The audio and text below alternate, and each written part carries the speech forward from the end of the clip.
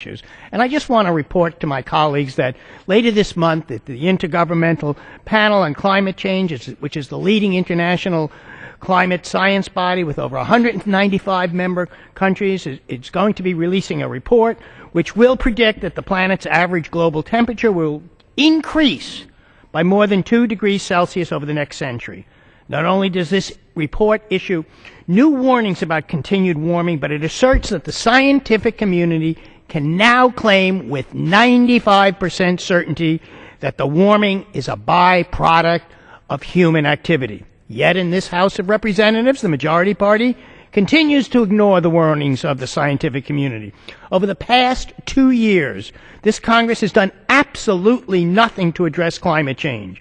Republicans in the House voted to overturn EPA's scientific findings that climate change endangers health and the environment. They voted to block U.S. participation in international climate change negotiations, and they voted to stop the agencies from even preparing for the effects of climate change. Just yesterday, Republicans on the Energy and Commerce Committee revealed that they are preparing to introduce legislation aimed at preventing the EPA from limiting the amount of CO2 emitted from coal-fired power plants.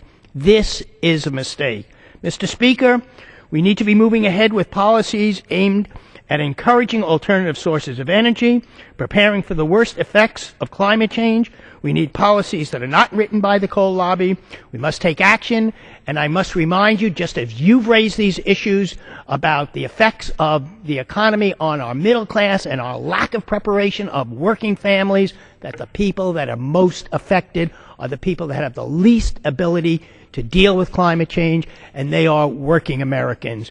It is all related. We must protect working Americans, and the way we do it is not only to acknowledge some of the effects of climate change, but really to give working families the tools that they need so that they can survive, and more than survive, they can prosper in this society. That's what this is all about. I thank you for raising this issue, and I'm glad to show support. Thank you.